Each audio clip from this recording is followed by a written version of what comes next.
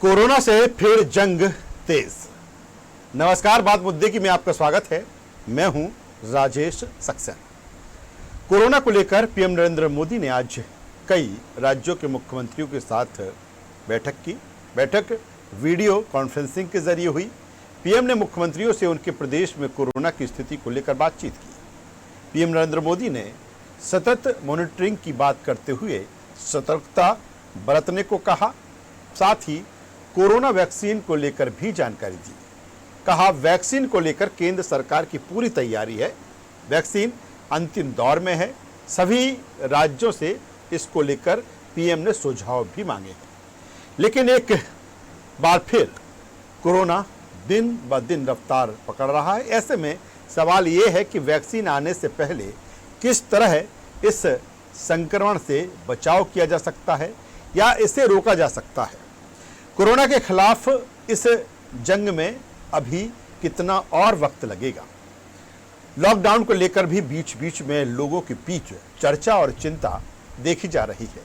हालांकि एमपी की बात करें तो यहां की सरकार साफ कर चुकी है कि लॉकडाउन नहीं लगेगा। ऐसे में कोरोना की जंग और आर्थिक मोर्चे पर कैसे मजबूती आए, ये चुनौती और चिंता दोनों बरकरार है। आज कोरोना को लेकर पीएम नरेंद्र मोदी की बैठक के तमाम सारे मुद्दों पर बातचीत करेंगे, चर्चा करेंगे।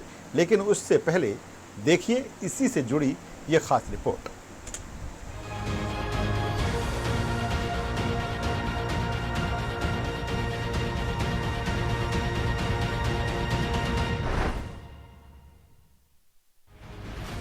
कोरोना संकट पर प्रधानमंत्री नरेंद्र मोदी ने मुख्यमंत्रियों के साथ बैठक की। बैठक में हाल ही में बढ़ते कोरोना के केस और वैक्सीन के वितरण से जुड़े मुद्दों पर बात हुई। बैठक में पीएम मोदी ने कहा कि भारत बेहतर वैक्सीन पर ही जोर देगा और हर वैक्सीन को वैज्ञानिक तौर पर परखा जाएगा। लेकिन वैक्सीन के साथ ही पीएम मोदी ने फिर याद दिलाया कि हर किसी को अभी भी सतर्कता बरतना होगी। बहुत से लोग ये भी सोचने लगे हैं कि अगर बीमार हो भी गए तो ठीक हो जाएंगे। इस वजह से लापरवाही का ये स्टेज बहुत बड़ा व्यापक हो गया है और इसलिए मैंने हमारे त्योहारों की शुरुआत में ही स्पेशली राष्ट्र के नाम संदेश दे करके सबको हाथ जोड़ करके प्रार्थना की थी कि भाई ढिलाई मत बरतिए, क्योंकि कोई वैक्सीन नहीं है, दवाई नहीं है, हमारे पास एक ही रास्ता बचा है। हम हर एक को कैसे अपने अपने आप बचाएं और हमारी जो गलतियां हुई वही एक खतरा बन गया, थोड़ा ढिलाई आ गई। मीटिंग में प्रधानमंत्री मोदी ने ये 6 बातें कही। भारत संभली हुई स्थिति में है, वैक्सीन पर तेजी से काम हो रहा है। कोरोना के दौरान लोगों का व्यवहार भी अलग अलग चरणों में अलग अलग रहा। पॉजिटिविटी रेट 5% के दायरे में रखना है। अब हमारे पास टीम तैयार है। अभी डोज और कीमत का जवाब नहीं है। वैक्सीन की रिसर्च आखिरी दौर में पहुंची है। वैक्सीन आने के बाद यही प्राथमिकता हो कि ये सभी तक पहुंचे। डिस्ट्रीब्यूशन में राज्यों का अनुभव काम आएगा। वैक्सीन पर तैयारी करें, लिखित में भेजें, ये सुझाव दिया है मोदी ने। वैक्सीन को लेकर पीएम मोदी ने कहा कि दुनिया में वैक्सीन को लेकर जहां भी अपडेट हो रहा है उस पर भारत सरकार नजर रखे हुए है। वैक्सीन पर दुनिया के साथ भारतीय डेवलपर्स के साथ हमारी टीम काम कर रही है। पीएम ने मुख्यमंत्रियों से सुझाव भी मांगे। वहीं जीएसटी की क्षतिपूर्ति राशि और राज्यों को केंद्र से मदद की मांग भी मुख्यमंत्रियों ने की। अब देखना होगा कोरोना के खिलाफ इस जंग में विजय मिलने में कितना और वक्त लगता है। News world desk.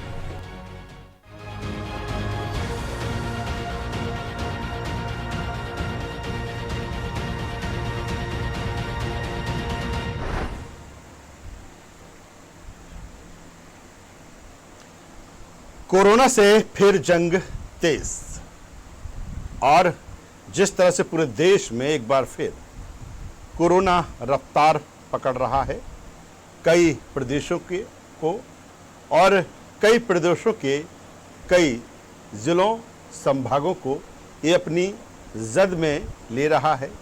कहा जा रहा है ये कोरोना की सेकंड वेव है।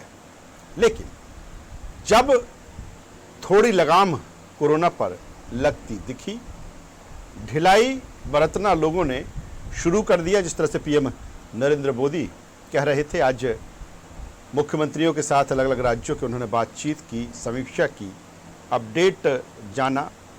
एक तरफ इसको लेकर जिस तरह से उन्होंने कहा कि अभी भी ढिलाई की कोई गुंजाइश नहीं है, तो दूसरी तरफ वैक्सीन को लेकर भी कहीं ना कहीं उन्होंने संकेत दिए कि भारत की इसको लेकर पूरी तैयारी है और जैसे ही फाइनल स्टेज का ट्रायल जो पूरा होता है तो वैक्सीन बाज़ार में आएगी। पहले भी कह चुके हैं कि पूरी तैयारी केंद्र की इसको लेकर है, लेकिन अभी सवाल इस बात को लेकर है कि जो स्थितियां परिस्थितियां अब निर्मित हो रही हैं उससे कैसे निपटा जाए, क्योंकि लॉकडाउन को लेकर भी बीच बीच में जिस तरह से खबरें आती हैं, लेकिन क्या लॉकडाउन इस समस्या का समाधान है या फिर लॉकडाउन के चलते अन्य तरह की परेशानियां,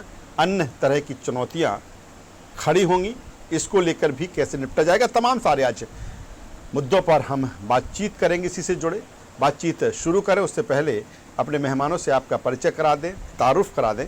हमारे साथ में हैं बीजेपी के वरिष्ठ नेता पूर्व विधायक शंकर लाल तिवारी साहब, बहुत स्वागत करता हूं शंकर लाल जी आपका। हमारे साथ में हैं ब्रजेश पांडे जी, युवा नेता कांग्रेस के प्रवक्ता, आपका भी स्वागत करता हूं ब्रजेश जी। और हमारे साथ में हैं वरिष्ठ पत्रकार डॉक्टर शिशिर उपाध्याय जी। शिशिर जी आपका भी स्वागत है। और सबसे पहले मैं बीजेपी कांग्रेस के पास आऊं, शिशिर जी के पास में ही आता हूं।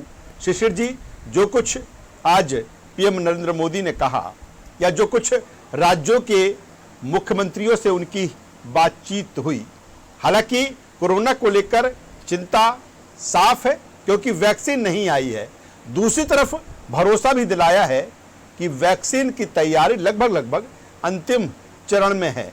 किस रूप में देखते हैं आज की इस बैठक को मुख्यमंत्रियों के साथ?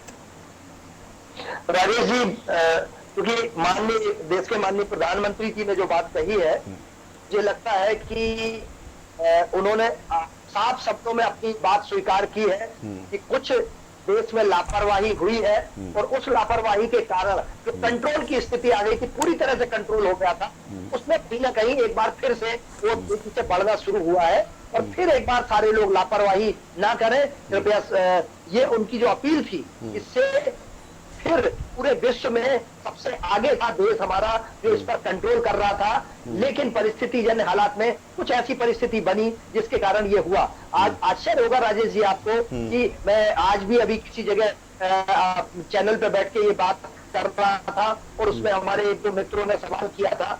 अब चूंकि शंकर लाल जी और पांडे जी को खराब ना लगे, लेकिन लापरवाहियों में जनता से ज्यादा लापरवाही ये शायद ये लोग स्वीकार करेंगे कि हमारे माननीय बड़े नेताओं ने की होगी।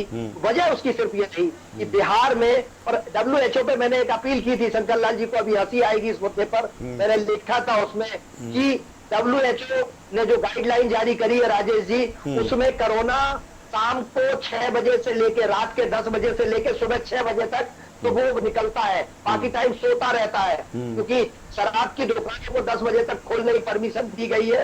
ये कहीं ना कहीं कोरोना की गाइडलाइन बनी है। दूसरी बात, नेता की सभा में कोरोना असर नहीं करता है। 10-10, 20-20 हजार नेताओं की सभा में कोरोना बिल्कुल असर नहीं करता है।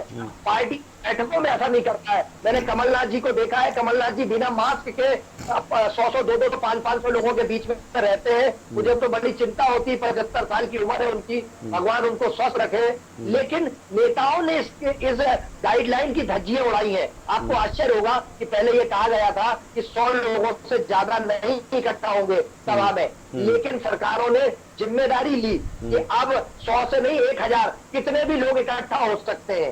वो कहीं ना कहीं जिम्मेदारी माननीय जनप्रतिनिधियों की रही और जिसके कारण ये फैला और जिसके कारण बढ़ा। आज की स्थिति में जनता की जिम्मेदारी है कि जनता, देखिए, बड़े नेताओं को, बड़े लोगों को तो सारी सुविधाएं उपलब्ध हो जाती हैं, आम आदमी को उपलब्ध नहीं हो पाती। और मुझे ये लगता है कि जो गाइडलाइन बनाई है, अभी आपको राजेश जी आश्चर्य होगा कि कोरोना जो है, हेलमेट लगा के और मास्क पहन के जो एक आदमी मोटरसाइकिल से जाता है उसके पीछे भागता रहता है।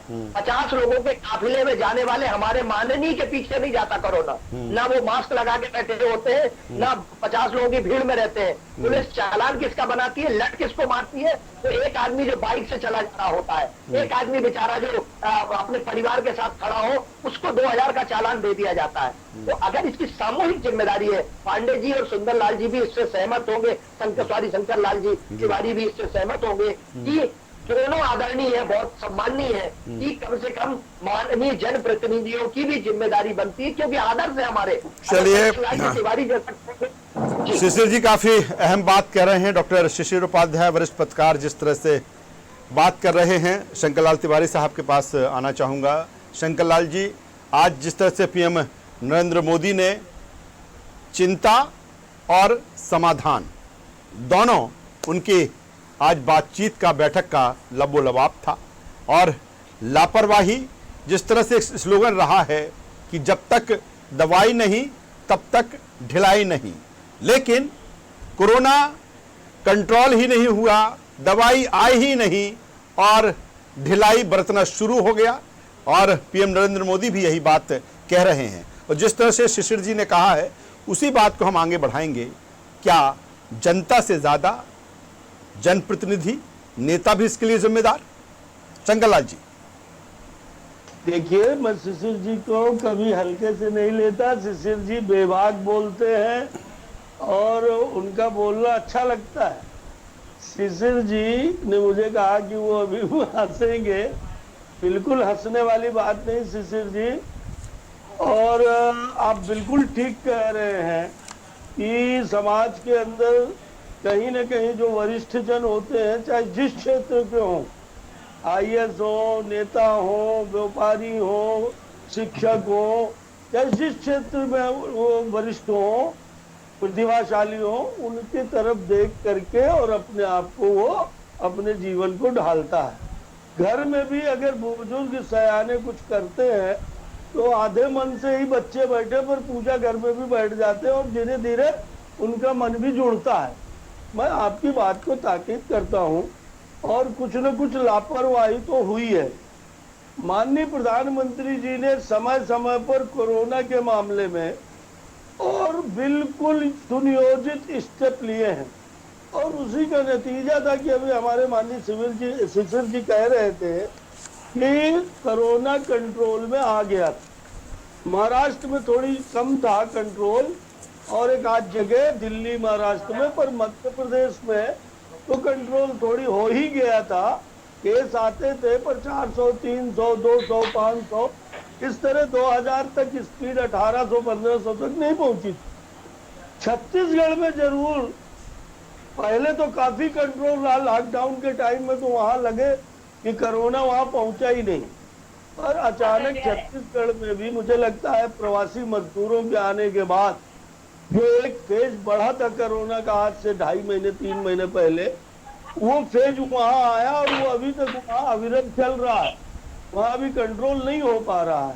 अब सवाल ये पैदा होता है कि मुख्य प्रधानमंत्री जी ने वहां से शुरू किया जनता कर्फ्यू, फिर लॉकडाउन, और उन्होंने आलोचनाओं को भी सहा, समर्थन को भी सहा। एक्चुअल में लॉकडाउन के मामले में अभी हमारी सरकारों ने कहा है, चाहे जिस पार्टी की सरकार हो, सबको लग रहा है कि आर्थिक स्थिति थोड़ी पटरी में आ रही है, और यदि हम फिर लॉकडाउन करेंगे तो कुछ उसमें दिक्कत आएगी आम आदमी के जनजीवन के पेट भरने में और आर्थिक दृष्टिकोण। और इसलिए लॉकडाउन से तो सहमति बन नहीं रही, क्योंकि लॉकडाउन अकेले लोगों को घर से रोकने के लिए भर नहीं था। लॉकडाउन के पीछे ये भी भाव थे कि हमारी लेकिन शंकरलाल जी, लॉकडाउन, बिल्कुल लॉकडाउन के चलते, शंकरलाल जी लॉकडाउन के चलते कहीं ना कहीं जनता को ये समझ में आया, जनता अवेयर हुई कि नहीं, कोरोना बहुत घातक बीमारी है। एक माहौल बना, जनता के बीच में कहीं ना कहीं वो चीजें आदत में आई। लेकिन फिर जिस तरह से हीला हवाली हुई, जिस तरह से लापरवाही हुई, और वही का ये नतीजा है कि एक बार फिर वही स्थिति जो मार्च के पहले थी, अब जनता अवेयर है, या फिर जिस तरह से नेताओं के जरिए इस चीज को बढ़ावा दिया गया, और ये स्थिति एक बार फिर गंभीर होती जा रही है। शंकरलाल जी, देखिए, जब कंट्रोल की थोड़ी सी दिशा, लेकिन जिसको कह सकते हैं कि ओवर कॉन्फिडेंस में आ गए। अपन यहाँ तक तो सोच सकते हैं जी। पर मैं नहीं सोचता हूँ कि सरकार में बैठे हुए स्वास्थ्य विभाग या अन्य प्रकार के अमले ने कहीं कोई लापरवाही की है। लापरवाही हमसे सबसे हुई है, वरिष्ठ जनों को। चलिए शंकरलाल जी, इससे आगे की भी बात करेंगे क्योंकि चुनौती अब बड़ी हो गई है, क्योंकि पहले तो सिर्फ कोरोना था, अब कोरोना के साथ आर्थिक मोर्चे पर भी लड़ाई है। सीधे ब्रजेश जी के पास में आता हूं, कांग्रेस प्रवक्ता। ब्रजेश जी, क्या कहेंगे पीएम नरेंद्र मोदी के आज की बैठक को लेकर, मुख्यमंत्रियों से संवाद को लेकर, या फिर चिंता और साथ में वैक्सीन को लेकर जिस तरह से अपडेट उन्होंने दिया? देखिए राजेश जी, मैं तो कर्म से कह रहा हूँ कि मनुष्य का ध्येय शुद्ध हो, मन पवित्र हो, तो कोई भी काम, कोई भी मंजिल जो होती है वो बड़ी नहीं होती। प्रधानमंत्री श्री नरेंद्र मोदी जी का मिशन बड़ा था, उनका लक्ष्य बड़ा था, लेकिन आदरणीय शिशिर जी ने अच्छी बात किया, जिस तरह से जनप्रतिनिधियों ने लापरवाही बरती, दीपावली के टाइम में पूरी रात पटाखे छोड़े जाए, इस तरह के ऐसे बहुत से त्योहार आए जब सरकार ने हीला हवाली किया, ढील दिया। उत्तर प्रदेश की सरकार ने दिया, उत्तरांचल की सरकार ने दिया, वहीं हरियाणा की सरकार ने दिया। मेरा सीधा सा कहना यह है कि जब तक एविडेंस नहीं आएगा तब तक आप सिर्फ टारगेट देते रहोगे और ये कहते रहोगे कि अगर ऐसा कर लेंगे तो ऐसा होगा, ऐसा कर लेंगे तो ऐसा होगा, उससे कुछ नहीं होने वाला है। क्योंकि देखिए, सबसे महत्वपूर्ण बात यह है, जो कंटेनमेंट जोन थे वो सारे के सारे कंटेनमेंट जोन को सरकार ने समय रहते, अगर उसको गतिशील रखती सरकार तो उससे लाभ मिलता। सरकार ने उसमें भी हीला हवाले करी। सरकार ने रेड जोन का जो दौरा करते थे प्रशासनिक अधिकारी, उसमें भी ढिलाई बरता। और सबसे बड़ी बात, जब ICMR ने, WHO ने, श्री राजीव गांधी जी, श्री राहुल गांधी जी ने, आदरणीय नरेंद्र मोदी जी ने, सब ने ICMR के प्रारूप के तहत बोला था कि सबके अंदर जन जागरूकता से ये काम होगा। जब मजदूर पलायन करके अपने अपने यहाँ जा रहे थे या अपने गांव लौट रहे थे, तब उत्तर प्रदेश की योगी सरकार ने कांग्रेस द्वारा दी गई व्यवस्था को मंजूर नहीं किया। हम समझते हैं कि अगर बूढ़ा आता है या बाढ़, हम समझते हैं कि पॉलिटिकल अगर अटैचमेंट न करें कोरोना पर, पवित्र नियत से बहस हो जाए तो अच्छा रहेगा। ब्रजेश जी, लोग एकत्र होकर के उसका सामना, मैंने इसीलिए आपसे आग्रह किया कि मन में खोट न हो, आत्मा में सच्चाई हो, तो हर चीज में आदमी नैतिक विजय प्राप्त कर सके। कोरोना भारत के लिए नहीं, पूरे विश्व के लिए खतरे का संकेत है। इससे सबको सोचना पड़ेगा। और आज दलगत राजनीति से हटकर सोचे हम लोग सब मिलके। आज प्रधानमंत्री जी ने जिस तरह से बात किया, वो बात क्या इनकी पार्टी के लोग नहीं, सुशील जी, मैं राजनीति की बात नहीं है। भारतीय जनता पार्टी की जहां सरकार थी, भारतीय जनता पार्टी ने वहां देखिए, सत्य बोलना आवश्यक है, वहां ढिलाई बरती, और ढिलाई चुनाव में बरती गई। चुनाव में रोज के रोज नियम तोड़े गए। हम समझते हैं प्रधानमंत्री जी की मंशा साफ थी। अगर आप 1% से भी कम चाहते हैं कि आंकड़े कम हो, तो उसके लिए सबको एकजुट होकर के पूरी निष्ठा से, पूरी लगन के साथ, और ये संकल्प लेना पड़ेगा कि जो इस तरह से जनता कर्फ्यू में मोदी जी ने कड़ाई बरतवाई थी, जिस तरह से लॉकडाउन लगाया था, भले लॉकडाउन नहीं है, हम लोग उसी तरह का परिपालन करें। वो सब पार्टी के लिए लागू होगी। ब्रजेश जी, बहुत सारे हमारे चैनल पे बहुत सारे कांग्रेस के प्रवक्ता नेता उस समय बड़ा विरोध करते थे मोदी जी का, ये अत्याचार कर रहे हैं। बिल्कुल। किसी भी प्रवक्ता ने, आदरणीय प्रवक्ता साथी ने, कांग्रेस के किसी नेता ने विरोध नहीं किया था। हमारे प्रवक्ता साथियों ने ये कहा था, अपनी बात पूरी कर ले तिवारी जी, फिर जी, उन्होंने सिर्फ ये कहा था कि देखिए, सबसे पहले कोरोना का केस केरल में आया था, तब इस देश में एल स्ट्रेन का कोरोना। अहमदाबाद में जो इनकी डोनाल्ड ट्रंप के साथ मीटिंग हुई और ICMR के मना करने के बाद, उस मीटिंग के बाद एस स्ट्रेन का कोरोना अहमदाबाद, गुजरात में फैला। तो कांग्रेस के हमारे आदरणीय प्रवक्ता साथी ये कहते थे कि सरकार को हमेशा इस बीमारी के बारे में विश्व स्तर से सोचना चाहिए था, क्योंकि ये बीमारी सिर्फ भारत के लिए नहीं है और आज भी भारत के लिए नहीं है। और हम समझते हैं कि वैज्ञानिक कसौटी के बाद इस तरह से छत्तीसगढ़ में, हरियाणा में, महाराष्ट्र में, राजस्थान में, पश्चिम बंगाल में, गुजरात में, कर्नाटक में, सभी जगह की हम बात कर रहे हैं, जब तक टीके नहीं आ जाते, जब तक वैक्सीन नहीं हो जाती, तो इस रणनीति को और सुचारू रूप से चलाना पड़ेगा। शिशिर जी के पास में आऊंगा, इसकी आगे की बात बढ़ाता हूं, क्योंकि इस पर कोरोना को लेकर, कोरोना की जंग को लेकर तमाम चर्चाएं हो चुकी हैं, हो रही हैं, आगे भी होती रहेंगी। लेकिन जो हमारे दर्शक देख रहे हैं, कहीं ना कहीं उनके मन में ये बात जरूर रहती है कि वैक्सीन कब आएगी, कब वो टीका आएगा जिससे कोरोना की जो बीमारी है उसको हल उसका निकलेगा। चूंकि पीएम नरेंद्र मोदी ने वैक्सीन को लेकर भी बात आज की है। डॉक्टर शिशिर उपाध्याय हमारे साथ में हैं। शिशिर जी, क्या कहेंगे, क्योंकि पीएम नरेंद्र मोदी कोई पहला मौका नहीं है जब उन्होंने वैक्सीन की चर्चा की हो या वैक्सीन को लेकर केंद्र सरकार की जो तैयारी है उसकी चर्चा की हो। पहले भी वो कह चुके हैं और ये भी संकेत लगातार मिलते रहे हैं कि नए साल आने तक या इस साल के जाने तक कहीं ना कहीं जो भारत है वो इस पर विजय पालेगा। तो आज क्या लगता है उनकी बातचीत में कि तैयारी तो पूरी है, लेकिन वैक्सीन के स्टेज की अगर हम बात करें तो माना जाए कि फाइनल स्टेज पर वैक्सीन किसी भी समय आ सकती है, दिसंबर के लास्ट या जनवरी में? राजेश जी, जैसा आपकी जितनी जानकारी है उतनी जानकारी मेरी भी है, लेकिन आज जो माननीय प्रधानमंत्री जी ने जो बोला है उसको सुन के ऐसा लगता है, कॉन्फिडेंट है माननीय मुख्यमंत्री जी, हमारा देश विश्व गुरु की तरफ बढ़ रहा है। आपको आश्चर्य होगा कि अमेरिका, जापान, इंग्लैंड और जर्मनी ने जो इंडियन कंपनी को दवाएं बनाने का काम दिया है, कंपनियां इतनी तेजी से काम कर रही हैं और वो विदेशों को तो दवाई बना के देंगी, लेकिन हिंदुस्तान के जो वैज्ञानिक है वो बड़ी जल्द से जल्द, और इस पर माननीय देश के प्रधानमंत्री जी कॉन्फिडेंट लगे हैं। लेकिन एक चीज राजेश जी इसमें आदमी को सोचना जरूर है कि दवाई बन भी जाएगी, टीका बन भी जाएगा, तो आम आदमी तक पहुंचते पहुंचते अभी लगभग साल भर लग जाएगा राजेश जी। इसलिए लापरवाही की गुंजाइश नहीं होना चाहिए इसमें। दवाई आ रही है, दवाई हो सकता है, लेकिन टीका आम जनता तक पहुंचते पहुंचते अभी लंबा समय लगेगा।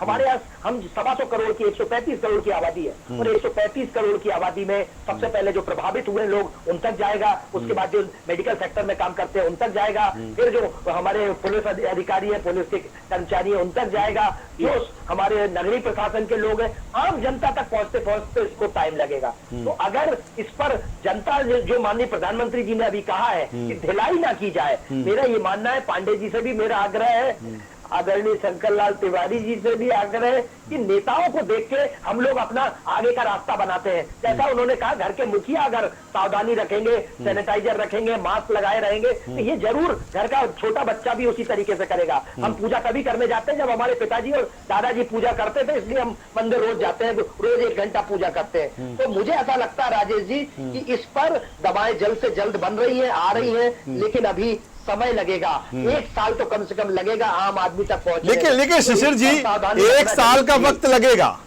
और हम नेताओं की भी बात कर रहे हैं, और जिस तरह से बीच में शुरुआत जिस तरह से ब्रजेश जी ने की थी त्योहारों से, हालांकि वो फिर बाद में चुनाव पर भी आ गए, और जिस तरह से चुनाव में जो कुछ हुआ वो उस पर बात करने की अब जरूरत नहीं है, सबने देखा है। लेकिन आने वाले समय में अभी और चुनाव है। मध्य प्रदेश की बात करें तो नगरीय निकाय के चुनाव है, पश्चिम बंगाल में अभी चुनाव है, थोड़ा और बढ़ेंगे तो फिर उत्तर प्रदेश में भी चुनाव है। ऐसे में क्या लगता है, फिर जिस तरह से वेव एक बार फिर सामने है तो चुनौती और ज्यादा है और तेजी के साथ इस पर काम करने की आवश्यकता है, बिना वैक्सीन के, जब तक वैक्सीन नहीं आ जाती। बिल्कुल राजेश जी, बहुत बड़ी चुनौती है। माननीय प्रधानमंत्री जी ने स्वीकार किया कि कुछ ना कुछ लापरवाही हुई है, हमारे यहाँ से जो जनता के बीच में जो लापरवाही हुई उसके कारण ये फिर से पलटा। हिंदुस्तान में बहुत कंट्रोल हो गया था और उसके पीछे हमारे मित्र राजनीतिक दल कुछ भी कहे, लेकिन उस लॉकडाउन का भले अर्थव्यवस्था चौपट हो गई हो, भले बेरोजगारी बढ़ गई हो, लेकिन जान बच गई लोगों की, और जान जरूरी है। जिंदा रहेंगे तो सारी चीजें चलती रहेगी। राजेश जी, मुझे ऐसा लगता है कि इस मुद्दे पर भी सरकार को गंभीरता से लेना चाहिए कि अभी भले लॉकडाउन नहीं लगाए, व्यापार भी चलता रहा है, लेकिन हमारे जो सम्मानीय नेता लोग, जो हमारे नौकर साहब, जैसा इन्होंने कहा तिवारी जी ने, नौकर साहब भी बहुत लापरवाही करते हैं, वो तंत्र में जिस तरीके की कसावट है उस पर भी कोशिश करना। चलिए शिशिर जी, इस लड़ाई को शंकर लाल तिवारी साहब के पास आ जाता हूं, क्योंकि अब जिसको जी बोलिए। एक और जी, पांडे जी अभी तिवारी जी का नंबर पूछ रहे थे। तिवारी जी का नंबर जल्दी मध्य प्रदेश शासन की डायरी में आने वाला है, इसलिए वो पूरे प्रदेश और देश को पता चल जाएगा। शंकरलाल तिवारी साहब, चूंकि जिस चर्चा को हमने आगे बढ़ाया है, क्योंकि आने वाले जो चुनाव है और उसके पहले की जो चुनौती है, ऐसे में क्या, क्योंकि अब सवाल चुनाव को लेकर भी उठ रहे हैं, राजनेताओं पे उठ रहे हैं, क्या लगता है कि इसके लिए कोई एक ठोस गाइडलाइन बनती हुई दिखती है? क्योंकि वैक्सीन आने में वक्त लगेगा और जल्दी आ भी जाएगी, तो लगने में सब तक पहुंचना भी वक्त लगेगा। कैसे देखते हैं आने वाले समय को आप? देखिए, सर्वप्रथम तो राजेश जी, मैं न्यूज वर्ल्ड को जी धन्यवाद देता हूं कि कोरोना इस समय फिर पीक पे आया है और आपने इस विषय पर आज डिबेट कर रहे हैं। इससे जनता में जागरण का आप बड़ा काम कर रहे हो, हम भी, आप भी, ब्रजेश भी, सब लोग मिलकर। पर मैं आपसे वैक्सीन के मामले में एक बात कहूं कि वैक्सीन के मामले में माननीय प्रधानमंत्री जी ने, मोदी जी ने जो बात कही है, वो सारे अखबारों में भी है और बार बार ये बात आती रही है कि जनवरी तक ये वैक्सीन आ जाएगी। अभी अपन ने पिछले दिन ध्यान दिया हो, आपकी जानकारी में होगा कि हरियाणा के मंत्री हैं मिस्टर अनिल विज जी, और वरिष्ठ मंत्री हैं वहां के, उन्होंने इस वैक्सीन का डोज भी, ट्रायल जो 26,000 डोज हुआ है जी, उसमें उन्होंने भी उसका डोज लिया है। ये जन जागरण के लिए हमको व्हाट्सएप वगैरह में पता लगा। जी जी बिल्कुल। तो वैक्सीन के बारे में तो ऑल ओवर इंडिया ही नहीं, ऑल वर्ल्ड में खबर है कि प्राय वो अंतिम चरण में है ट्रायल का और उसको बहुत जल्दी जनवरी तक, मेरी सोच में पहले लाट में उन्होंने कहा है कि हम सबकी सब एक साथ तो दे नहीं पाते, कोई नहीं दे पाएगा, पर स्वास्थ्य कर्मियों को, बुजुर्गों को और मुझे लगता है इसके साथ ही बच्चों को भी अगर जरूरत समझेंगे हेल्थ वाले तो वो देने की कोशिश करेंगे। पर बुजुर्गों को और कोरोना वॉरियर्स को सबसे पहले ये टीके लगेंगे, ये बात प्रोग्राम में आ गई है। मध्य प्रदेश की सरकार में, मध्य प्रदेश के माननीय मुख्यमंत्री जी ने भी कहा है कि हमारी पूरी तैयारी है। आवश्यकता राज्य सरकारों के पास ये है कि वैक्सीन जिस दिन आए उस दिन इसको व्यवस्थित तरीके लेकिन शंकरलाल जी, एक बात मैं यहाँ और जोड़ दूं, जिस तरह से हम अब वैक्सीन की बात कर रहे हैं, जाहिर सी बात है लोग जो दर्शक हमें देख रहे होंगे इससे उत्साहित होते हैं, कहीं ना कहीं सुरक्षा का भाव उनके अंदर आता है। लेकिन पीएम नरेंद्र मोदी ने यह भी कहा है, जो उनकी लाइन है कि लोग समझने लगे हैं कि कोरोना हो भी जाएगा तो ठीक हो जाएंगे। ऐसे समय अब इस पर ध्यान देने की बहुत जरूरत है कि लोग ओवर कॉन्फिडेंस में ना आए, पूरी तरीके से जैसे पहले एक डर था, एक भय था, एक सुरक्षा थी, वो लगातार अपनाना होगा। मैं बिल्कुल आपकी बात का पूर्णतः समर्थन करता हूं। प्रधानमंत्री जी ने भी कहा था कि जब तक दवाई नहीं तब तक ढिलाई नहीं, और कहीं ना कहीं लापरवाही हुई है और उसका नतीजा है। पर मैं एक अपनी बात अलग से कहना चाहता हूं, आप भी क्षमा करेंगे, कुछ गलती हो जाए तो और भी लोग क्षमा करेंगे। ये बताइए कि ये कोरोना का पीक आवर्स वैज्ञानिकों ने कहा था कि नवंबर, दिसंबर और जनवरी में ये पीक, नवंबर में शुरू होगा पीक में आना, दिसंबर में पीक में होगा। ये वैज्ञानिकों का भी कथन था, नेशनल इंटरनेशनल दोनों जगह के, और ज्योतिष का भी कथन था। मैंने कहा, ये मैं व्यक्तिगत कह रहा हूं अपनी ओर से, कि नवंबर दिसंबर में ये गति लेगा, पीक आएगा और फिर जनवरी तक, फरवरी तक ये डाउन होगा। मेरा कहना यह है कि अन्य देशों में क्या मैंने दिवाली बनाई गई है, अन्य देशों में भी क्या चुनाव हुए हैं। मैं दलगत बात नहीं करना चाहता, बहस में पवित्रता रहे। चलिए ब्रजेश जी के पास आता हूं, उनका भी पक्ष आ जाए। शंकरलाल जी, ब्रजेश जी के पास में आता हूं, उनका भी पक्ष आ जाए। वक्त चूंकि कम है, चाहूंगा ब्रजेश जी भी अपनी बात यहाँ पूरी करेंगे। बिल्कुल जी जी, बिल्कुल सबको मिलकर लड़ना पड़ेगा। और जब तक आम आदमी के पहुंच तक वैक्सीन नहीं पहुंचती तब तक स्ट्रिक्टली गाइडलाइन को माना जाए।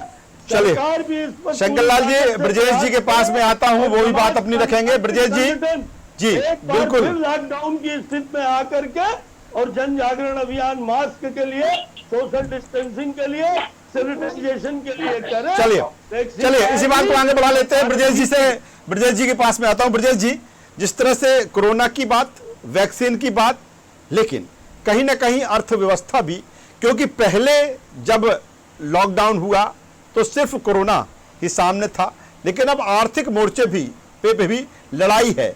और बीच बीच में जिस तरह से बात आती है लॉकडाउन को लेकर या फिर मार्केट को लेकर आता है, व्यापार को लेकर बात आती है। अभी बात ले लें, 10 बजे पहले मार्केट बंद करने की बात थी, अब जिस तरह से संक्रमण बढ़ रहा है 8 बजे वो हो गया है। ऐसे में आप इस चुनौती को कैसे और बड़े रूप में देखते हैं, क्योंकि न केवल अब कोरोना है बल्कि आर्थिक मोर्चे भी बड़ी लड़ाई है। देखिए राजेश जी, मैं अपने भारतीय जनता पार्टी के वरिष्ठ प्रवक्ता साथी से ही कहना चाहता हूँ कि आप मेरे मेरे अर्थ को अनर्थ मत करिए। मैंने आपसे आग्रह किया आदरणीय शंकर लाल तिवारी जी, भाजपा प्रवक्ता जी से, कि ये लड़ाई सबको एकजुट होकर लड़नी है, इसको दलीय राजनीति से मत जोड़ो। पर जहां जहां पर आप गलती कर रहे हैं, जहां जहां पर भी आप चूक हो रही है, तो प्रतिपक्ष में होने के नाते आपको आईना दिखाना मेरा पहला और अंतिम कर्तव्य है। दूसरी महत्वपूर्ण बात ये कि आज देश में करीब दूसरे देशों में ये पीक में है, वहाँ कोई दिवाली नहीं हुई, कोई चुनाव नहीं हुए, वहाँ तो पीक में है। शंकरलाल जी, ब्रजेश जी को बोलने दीजिए। जी ब्रजेश जी। देखिए, आज पूरे देश में जो है 90 लाख करीब केस हो गए, मतलब 1 करोड़ के करीब ये आंकड़ा पहुंच रहा है। महत्वपूर्ण बात है कि देश में रोजाना करीब 10 लाख से अधिक मरीज मिल रहे हैं। मोदी जी ने कहा था, ICMR का, WHO का, सबका उन्होंने हवाला दिया था। लेकिन मैं ये सिर्फ इनसे ये पूछना चाहता हूँ कि महाराष्ट्र की सरकार ने वहां पर सिद्ध विनायक मंदिर नहीं खोला, क्योंकि वहां कोरोना का ग्राफ मध्य प्रदेश से ज्यादा था। हर इस तरह इतना ज्यादा था कि लोगों की संक्रमण शक्ति बढ़ रही थी और उनकी कम्युनिकेशन हो रहा था। उनको लेकर के भारतीय जनता पार्टी की सरकार ने इतना दबाव बना दिया फडणवीस से लेकर के कि साहब ये तो बहुत बड़े हिंदू विरोधी हैं। बताइए, मैं कह रहा हूं कि या तो प्रधानमंत्री की बात ठाल की 3 बात की तरह है, या प्रधानमंत्री की बात आप मानो, आप प्रधानमंत्री की बात का अनादर करते हो, आप ICMR की गाइडलाइन नहीं मानते हो, आप WHO की गाइडलाइन नहीं मानते हो। महत्वपूर्ण बात यह है कि कोविड-19 के केस 10,99,545 जांच सैंपल टोटल हुए हैं। तो मेरा कहना यह है कि इससे ज्यादा जांच के लिए भेजे गए हैं कि जब तक इस देश के पास वैक्सीन नहीं आ जाती है, तब तक पूरी तन्मयता से किसी न किसी मुखिया की बात आप मानो। वहां पर चाहे पंचायत का चुनाव हो, चाहे निकाय चुनाव हो, आप सोशल डिस्टेंस मेंटेन करो। सोशल डिस्टेंस मेंटेन करना सबसे बड़ी दवाई है। आप सोशल डिस्टेंस कहीं मेंटेन कर रहे हैं। और भारतीय जनता पार्टी ने जहां चली हुई है, मेरे पास वीडियो है राजेश जी, आपने तो पूरे 28 सीटों को कवर किया है, ग्रास रूट तक गए हैं। हम समझते हैं मध्य प्रदेश के पहले ऐसे संपादक और पत्रकार हैं जो ग्रास रूट तक जाकर सारी रिपोर्टिंग किए हैं। आपने जीरो ग्राउंड से देखा है भारतीय जनता पार्टी के शेषन जी भी गए हैं, रैलियां किया। ये लोगों ने कोरोना माना नहीं, आज वही उसी चीज का उठाना पड़ रहा है। आप बताइए, 40,000 से ज्यादा मामले आ गए, पहले ये मामले कम थे। वैज्ञानिकों ने कहा है, वैज्ञानिकों के बनाए हुए मापदंड को आपको मानना पड़ेगा, क्योंकि हम विज्ञान की दुनिया में जीते हैं। ज्योतिष की गणना अलग है, मैं ज्योतिष का बहुत नमन करता हूँ, बहुत आदर करता हूँ, उसको मानता हूँ। और उसके बाद खगोल विज्ञान अलग है। उसके बाद विज्ञान ने जो कहा है, ICMR ने कहा, WHO ने जो कहा, उसकी गाइडलाइन तो बहुत वही कह रहे हैं। लेकिन न तो आप राहुल गांधी जी की बात माने, न प्रधानमंत्री की बात माने, आप लोग अपने मनमर्जी कर रहे हो। और जहां जहां आपने मनमर्जी किया है, उसका नुकसान उठाना पड़ा है। अगर प्रशासन को, शासक जो है टाइट कर दे, तो हम समझते अभी भी ये जो ग्राफ इतना तेजी से बढ़ रहा है, जो करीब 86 लाख ठीक हुए थे, फिर से उस ग्राफ को हम पा सकते हैं, तभी भारत विश्व गुरु बन सकता है। चलिए, बहुत अहम बात ब्रजेश जी ने भी कही है। कहीं ना कहीं राजनीति और सियासत और दलगत राजनीति से ऊपर उठकर अब एकजुटता के साथ काम करना होगा। जो लापरवाहियां हुई हैं, जिसको इंगित PM नरेंद्र मोदी कर रहे हैं, उस दिशा में भी सोचना होगा। जनता भी सोचे, जो राजनेता हैं, जो जनप्रतिनिधि हैं, वो भी सोचें, सरकार भी सोचे, और उद्देश्य एक ही कि कोरोना को कैसे हराना है। वक्त आ चुका है, क्योंकि अब डबल मोर्चे पर लड़ाई है, कोरोना से और आर्थिक मोर्चे पर। तभी जिस तरह से विश्व गुरु की बात ब्रजेश जी कर रहे हैं, या फिर विकास की रफ्तार की बात जो होना चाहिए, या फिर अर्थव्यवस्था एक बार फिर मजबूत हो, इसको लेकर सबको मिलकर एक साथ काम करना होगा, देखना होगा, समझना होगा कि किस तरह हम इस दिशा में आगे बढ़ेंगे। क्योंकि ये सच है कि कोरोना से जो जंग है वो फिर तेज हो चली है, वो तेज होना ही चाहिए। आज हमारे साथ इस चर्चा में जुड़ने के लिए शंकर लाल तिवारी साहब आपका ब्रजेश पांडे जी आपका और वरिष्ठ पत्रकार डॉक्टर शिशिर उपाध्याय जी आपका, तीनों मेहमानों का शुक्रिया। तो कुल मिलाकर कोरोना की जो जंग है अभी खत्म नहीं हुई है, लगातार जारी है। चिंता और चुनौती दोनों है, लेकिन इस बीच पीएम नरेंद्र मोदी ने तमाम मुख्यमंत्रियों के साथ बैठक में जिस तरह से चिंता भी की है, चुनौती से निपटने की प्लानिंग पर भी बात हुई है, समीक्षा भी की है अलग अलग राज्यों से, साथ ही वैक्सीन को लेकर केंद्र सरकार जिस तरह से तैयारी में है उसको लेकर भी संकेत दिए हैं। क्या कुछ पूरी रणनीति इसको लेकर है, क्या कुछ मास्टर प्लान है, इसको लेकर केंद्र सरकार लगातार काम कर रही है। लेकिन एक बात फिर कहना चाहूँगा कि जब तक दवाई नहीं तब तक ढिलाई नहीं। समझना होगा, जानना होगा, मास्क पहने, सोशल डिस्टेंसिंग का पालन करें और कहीं ना कहीं कोरोना की इस जंग में हर व्यक्ति को आहुति देने की आवश्यकता है। इस दिशा में सोचना होगा, समझना होगा और इस जंग को और धारदार बनाने की जरूरत है। आज हमारी चर्चा में इतना ही। न्यूज़ वर्ल्ड पर खबरों का सिलसिला लगातार जारी है। आप बने रहिए हमारे साथ। नमस्कार।